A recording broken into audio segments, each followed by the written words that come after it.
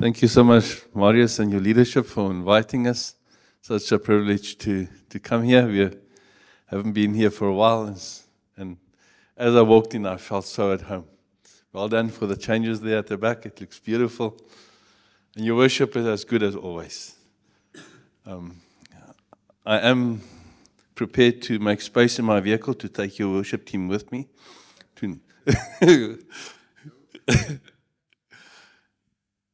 As Marius has said, my name is Louis. I'm married to Hester. We have 3 children. Our youngest one, Nadia, is here with me. So glad she could make it. She just finished her university training, so new season of her life lying ahead. So thank you for inviting us. A few weeks ago, the Sunday morning, I had a dream. And I can count on one hand the prophetic dreams I had in my life. God doesn't speak generally to me through dreams. But I had this dream that morning, the Sunday morning. And I would like to share the dream with you. Because I believe it's also a prophetic dream for you as a local church. I do want to explain something, and it's important, that we don't preach dreams. We don't preach visions. We don't preach stories that we make up. That's not what we preach. It's just a tool, a help. It's like a parable that Jesus used to explain something deeper. So please don't see the dream as the truth. The word is the truth. It's just like a storyline that I believe God wants to use just to help us, just to visualize something. But the truth is always the Word of God. The foundation is the Word of God, nothing else. But let me share the dream. In this dream, I was preparing to fly to another country. I was at the airport, and as I was standing in line, the customs was in front. I was coming, and I just thought, where's my passport? And I started feeling around, and I couldn't find my passport. Like that stomach that doesn't feel very nice. What on earth, Lord, help? And then I looked for my passport. I opened my bag, and there my passport was. And it was such a relief. I have my passport. And then I came to customs. And it doesn't really work this way, but this is how it was in the dream. And when I came to customs, they asked me to open my bag. But when I approached, I looked at the bag that I had. It was a beautiful bag. It was one of those fancy bags that you pull, and the wheels and everything was shining and beautiful, and it was a beautiful bag. But then at customs, they said, open this bag. And I opened this bag, and for those of you who have gone into Africa for a few days, if you come back and you open your bag, it is not a welcoming sight that awaits you. And I opened this bag, and all closed, dirty. It was a mess, and I was so shocked. And I looked at this bag, and it was a mess. So, oh no, what's happening here? And as I was looking at my bag, I felt for my wallet. I should have brought my wallet with. I didn't. I felt for my wallet, and I opened the wallet, and I looked inside, and I thought, I have nothing to give wherever I'm going because my wallet is empty. And it was quite disturbing, and at that point, I woke up. And this dream hasn't been haunting me for weeks, but God has been speaking to many places and to many people through this dream. And I would love to open this dream up to you this morning. Maybe something out of this dream God speaks to you, and take whatever you feel is relevant to your life. Well, I want to look at these 3 things. I want to look at the passport. I want to look at the bag and the things inside, and I want to look at the wallet. 3 things I just want to look at. The first one, the passport, obvious one. What does the passport refer to? Is Matthew 28. If you a Christian longer than 2 weeks, you should memorize the scripture. It's a good scripture to know. And Jesus came, verse 18, and Jesus came and he said to them, all authority in heaven and on earth has been given to me. Go therefore and make disciples of all nations. Jesus said, I have all authority in heaven and on earth is mine, therefore go. When we go, and in this picture when I saw go, I had to have a passport. I brought my passport with. If you look in front of the passport, there's a sign that you can see. When you pick up the passport, you can see which nation this is from. South Africa, Germany, or wherever you are from. You can see that straight away. And this passport says that the government of South Africa has given me authority to travel. And I go, and when I travel in the as a South African citizen. That's who I am when I travel with this passport. Matthew 28 says that Jesus has given us a passport. He says, go. So he commissions us to go, and then he gives us a passport. He has authority. So when your spiritual passport that you have in front of is Jesus, above all passports, which it means many things, but one of the things, it means that you can go anywhere in the world, anywhere. You can go to any dark place, anywhere, because he has sent us to go. We don't have to ask permission to go anywhere. Jesus has gave us. Go. And this morning, this is not a message for missionaries to go into Africa. That's not what I believe God is saying. If God is calling you into Africa as a missionary, great. But it excludes most of us. In Acts 1 verse 8, there's a scripture that says, you will receive power when the Holy Spirit comes upon you, and you'll be my witnesses in Jerusalem, Judea, Samaria, to the ends of the earth. So it starts with Jerusalem. So we have been given a passport, by a spiritual passport, authority to go by the one who has authority of all authorities. And it says, go and make disciples. Go and change the world around you. Now, I want to ask, your passport, where's it? Your spiritual passport, where's it?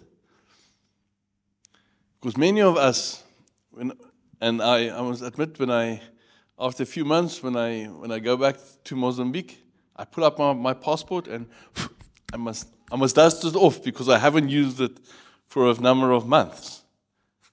There are many of us who have a spiritual passport, but when we take out the passport, it's dusted. We need to clean it.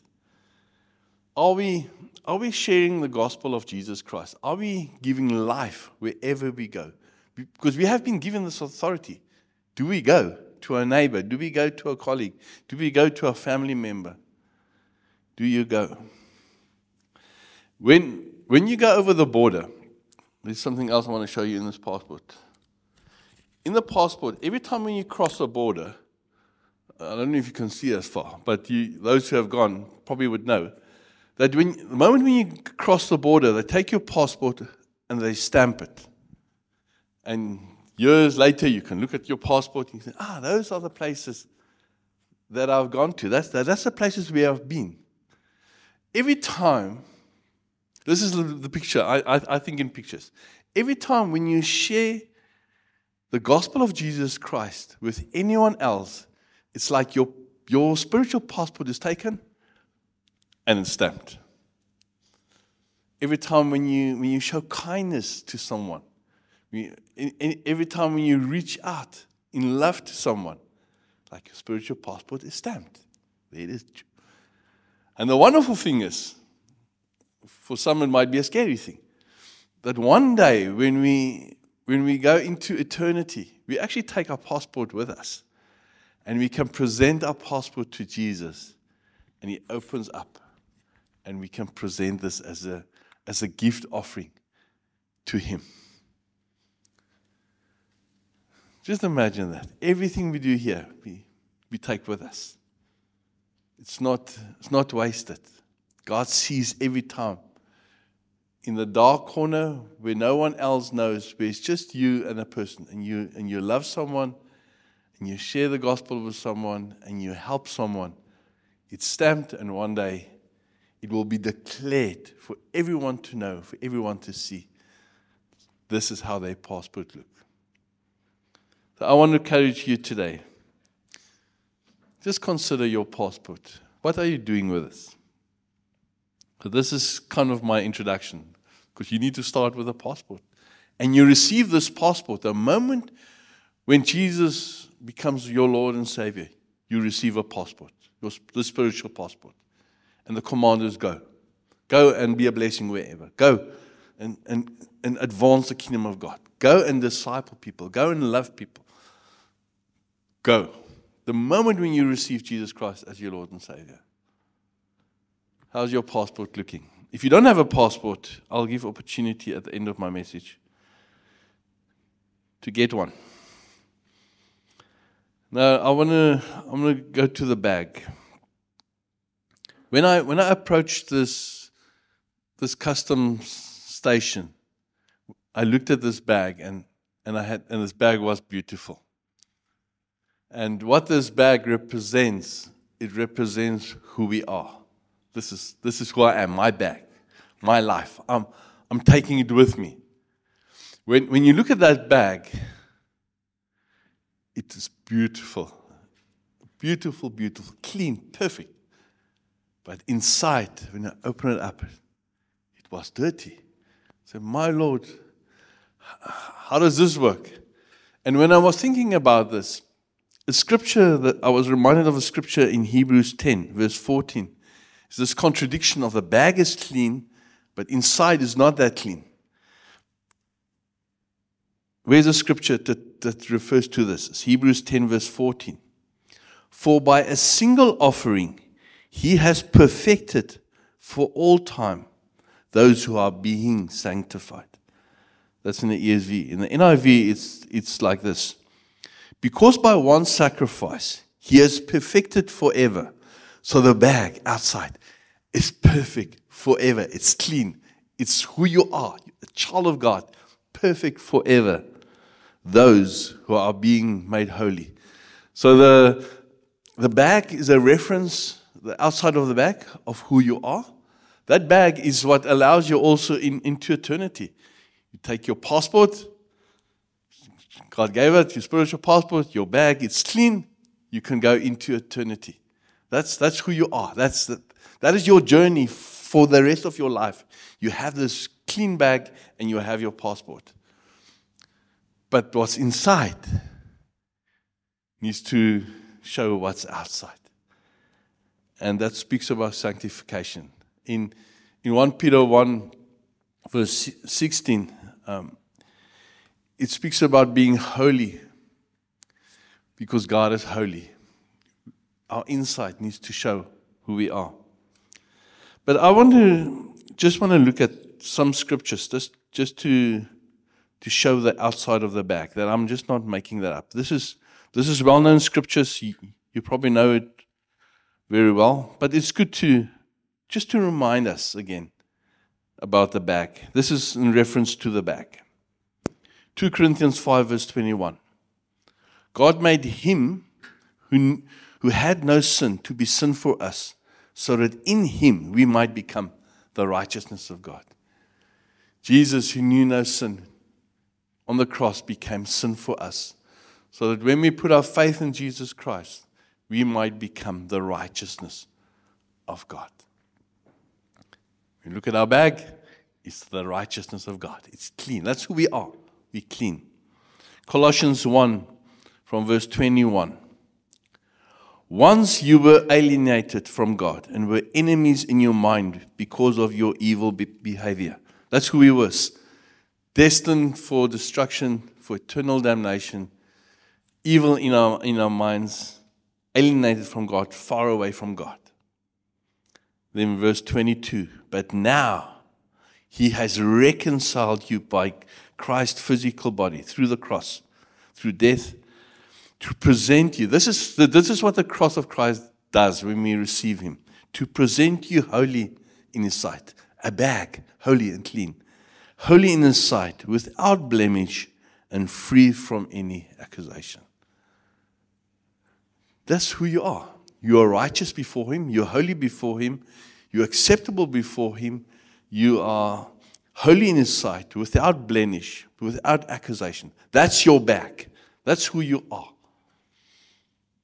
In 1 Peter 2 verse 9, I'm reading a lot of scripture just to lay foundation that we don't build upon dreams. We build on scripture. 1 Peter 2 verse 9.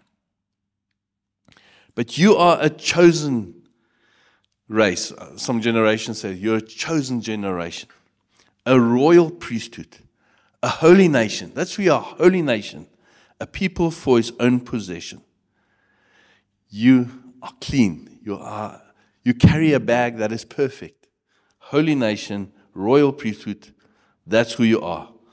And then it continues, that you may proclaim the excellencies of Him who called you out of darkness into His marvelous light. We can now proclaim. We can go and proclaim, because this is who we are. We have this bag. We have our passport. We have our passport in the one hand. We have a clean bag in the other one. So therefore, go, touch people, change lives, be what God called you to be. Go. This beautiful bag, when I opened it, it was not good.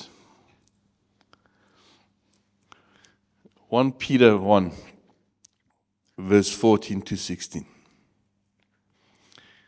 The inside needs to look like the outside, because that's who we are, children of God. The inside needs to be cleaned. 1 Peter 1, verse 14. As obedient children, do not be conformed to the passions of your former ignorance. You are children.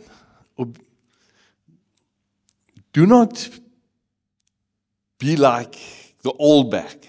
This thing that's inside of us needs to change to reflect what's in the outside. Verse 15.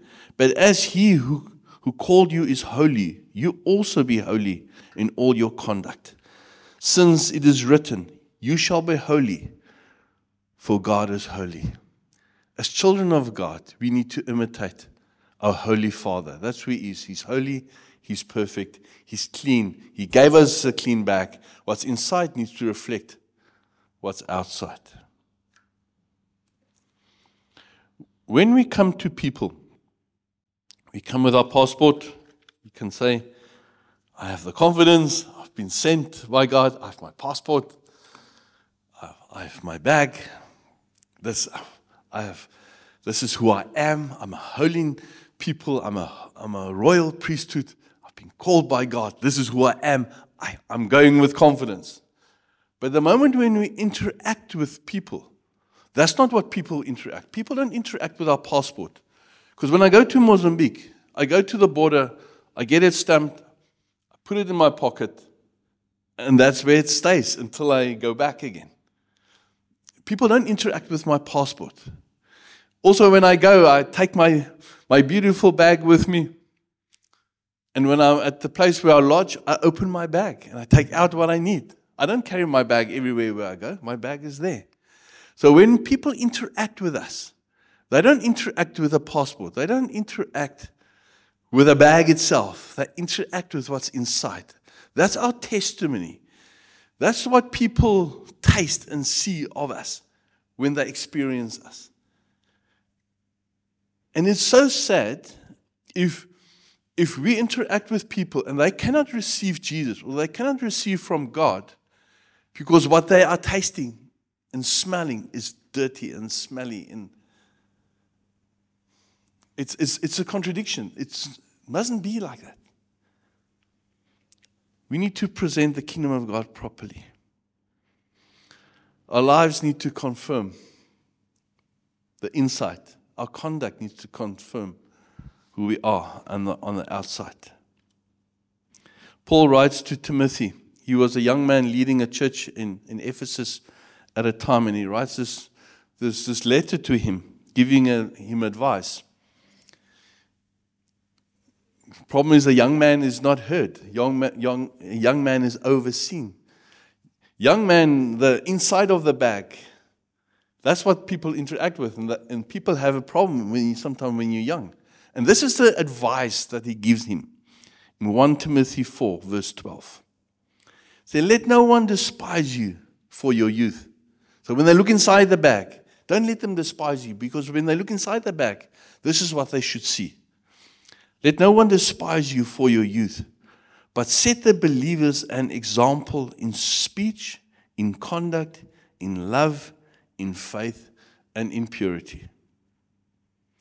When we speak to people, when we interact with people, do they taste the fruit of the Spirit? When they come to our tree and they take off the fruit, do they experience the fruit of the Spirit?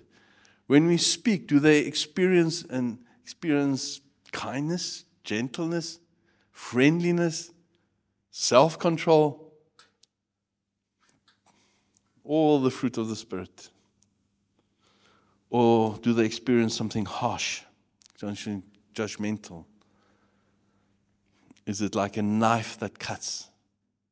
How do they experience us? When people don't meet our expectations, our standards, how do we interact with them? When they look inside the bag, what do they experience? The book of James, chapter 3, verse 2, I'm not going to read it, but encourages us to take control of our mouth. And it even says that he who can control his mouth can control his whole body. And the mouth is like a bridle in the mouth of a horse, controls it. When people interact with us, how do they experience us? It's not about salvation. It's about our testimony, about bringing life into this world wherever we go, with our passport, with our beautiful bag. How does people experience us? When they look at our families, when they look at the way how I treat my daughter, my children, how I treat my spouse, how do I interact with my family? What do I do in business? How do I treat people in business? Is my Monday and Tuesday, the person in the inside, the same one that sits on a Sunday in church and worships Jesus? That's the inside of the bag. That's what people see. So I'm not coming with a big stick today. I'm not questioning your character. But I feel for myself and for us all that we have a passport. We have been sent. Our bag is beautiful. We're going to eternity. But what is our testimony here? Right here. Because that's what people interact with. They don't come to church after they've met you because of the expectation of what they will receive. They come because they have experienced you and they want to receive more of you. Love, faith, purity. Let's move on. The point I'm trying to make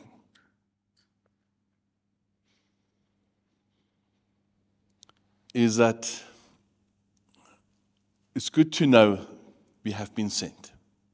We have a passport. We have authority. We can go anywhere. We can go to the richest man on the earth. We can go to the poorest man on the street. We can go into other cultures. We can go anywhere. Jesus, the one who has all authority, says go. He has given us a bag, clean and perfect. That's who we are. That gives us confidence.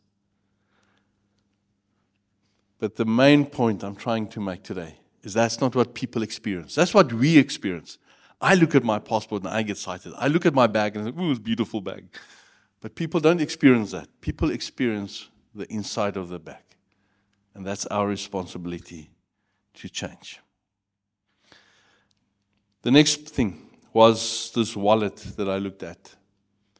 And I was thinking, but I have nothing to give when I looked in this wallet. Matthew 5 verse 3, blessed is the poor in spirit, for theirs is the kingdom of God. It's good to know that you are poor spiritually. It's good to know that you have nothing to give. Jesus, who was the Son of God,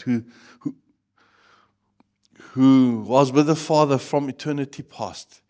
Jesus, who by Him, through Him, with Him, everything was created. This Jesus, He makes this statement, and He says in John 5, verse 19, truly, truly, I say to you, the Son can do nothing on His own accord. Jesus, when He walked on the earth, said, I can do nothing. My wallet is empty. I only do what I see my Father doing. And He was led perfectly by the Spirit. So to look inside your wallet and say, but I'm empty, is good. Looking at your own abilities, your own strength, your own skills, it's empty. But we need to fill it. How? Because we need to give something to give. How do we fill it? John 15, verse 5.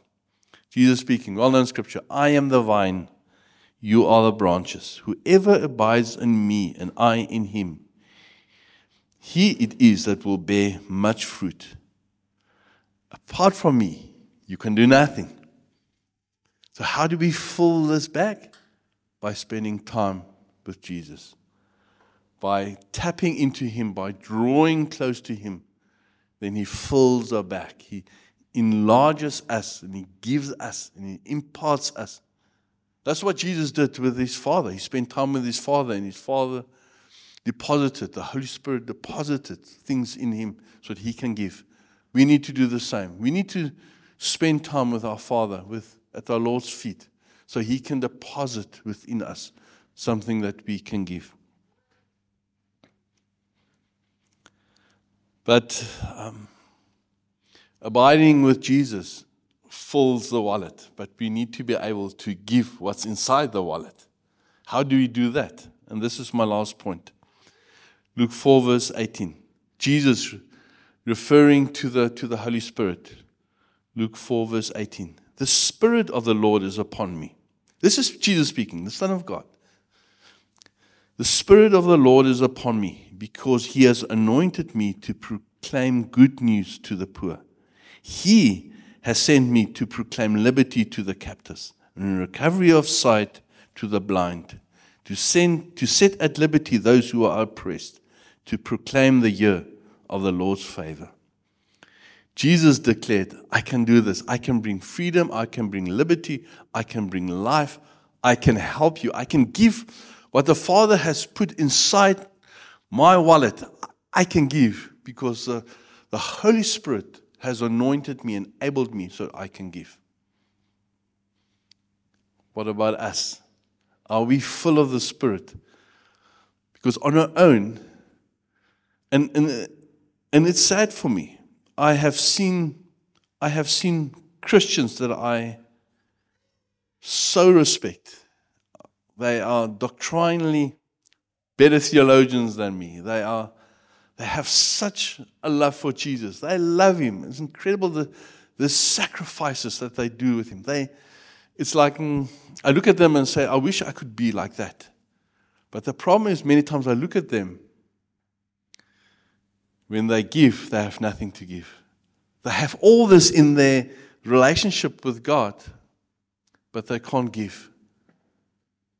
Because they don't know the Spirit, and they don't trust the Spirit, and they're lacking in the area of the Spirit. There's many theologians, many wonderful, wonderful people of God that are so mature, have such a knowledge of Christ, but they can't give because of a lack of Spirit. And we need to be full of the Spirit. We need to long for more of the Spirit. We long for the gifts. God, anoint me, fill me, use me, empower me. That what you have given me, even if it's a little bit, that I can give. And the good news is, as we give, we get more. It's so sad if we can't give what we have. I hope you don't pick up any judgment there. I'm not judging there. Just that. So today, in response, where do we stand?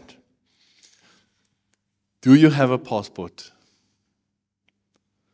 And I'm not referring to the African passport. I'm referring to a spiritual passport that you receive the moment when you become a child of God. And I want to encourage you that today, if you have a passport, help others so that they can have a passport. Because that's what we're called to do, to make disciples. We have been given authority to hand out passports, to show people the one who hands out passports. So that's probably the better doctrine. We can't give salvation, but we introduce people to the one who gives salvation. How do we do that? John 1 verse 12. Everyone who received him, everyone who believed on his name, he gave the right to be called children of God. So we help people to believe. Jesus died, Jesus rose from the dead. And then they need to open their hearts to receive. That, and the moment when they receive, they get the passport. If that's you today, and you say, but I don't know if I have a passport. I don't know if this is me. I would love to pray with you, and the leaders would love to pray with you, because I would encourage you after the service, come and speak to one of us. We will help you in a prayer with that. When you look at your bag, it's clean. That's who we are in Christ Jesus. And I trust most of you have clean bags on the outside because the blood of Jesus washed you clean. But we all struggle with what's inside. We all struggle with that one. And that's our whole life. We work on bringing order to the mess. And we only do that by the help of the Holy Spirit. So today, I want to encourage you, come to God and say, but Lord, here's my bag, here's my passport. Firstly, will I go? And will you then clean my bag? And will you fill my wallet, Lord? Let's pray. I'll pray for all those things, and if any one of them stands out for you, if that's your heart, just agree in prayer. Lord Jesus, thank you for calling us your child. Lord, thank you for the salvation that there is in Jesus. Thank you that you have saved us. Lord, and at salvation, thank you that you gave us our passport to go. Thank you that you gave us a bag to fill in our lives, that our bag has been washed. We received a new bag. The old is past, the new has come. I have a new creation in Christ Jesus. He made me new, no more of the old. Thank you for that. Lord, we are so grateful. Lord, and here we come before you, Lord. We want to present to you our passport, our spiritual passport. Lord, we ask, would you help us to use it? Will you help us by your Spirit to know where to go with this passport? That you will open our eyes that we might see wherever you are sending us. Lord, help us that we don't hide it in a cupboard somewhere and no one knows what we believe. No one knows what we stand for. No one knows the life that we carry within us. Help us to go where you send us. And Lord, especially with our bags, Lord, we want to come this morning and we want to ask you, help us through your Holy Spirit to put our bags in order. Lord, we want to be a testimony when people look at us and interact with us, that they would see Jesus Christ, that they would taste and see that God is good, that they experience the Father when they experience us, that when they come in our presence, that there is peace and joy and kindness and gentleness and self-control and all those other gifts of the fruits of the Holy Spirit. Lord, help us to put our lives in order. Help us that when people experience us, that they will experience you. Lord, help us to connect with you.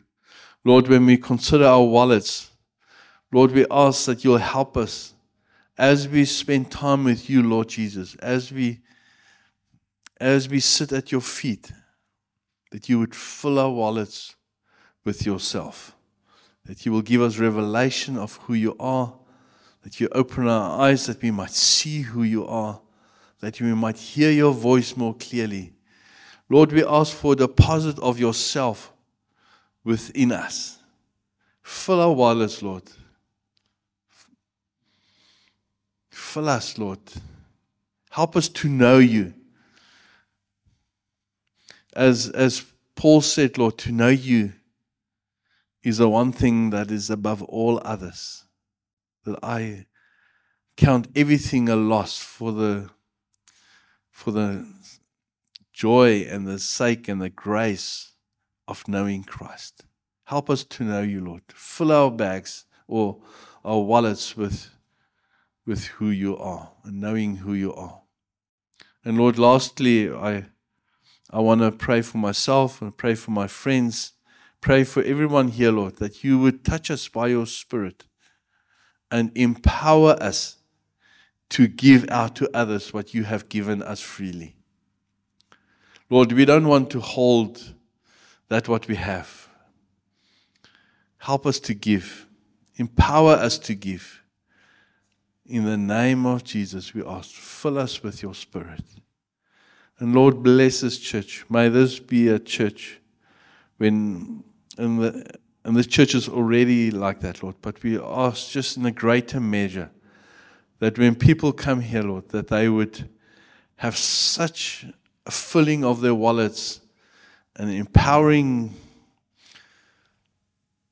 that they would experience you, that they would walk from this place and be a light in the darkness wherever they would go. Make this church a light. Make this a place where people are transformed so they can go with their passport in the one hand, the bag in the other, and the testimony, and with the power of the Spirit, and change lives wherever they go. Bless the leadership. Bless each one in this church. In the name of Jesus. Amen.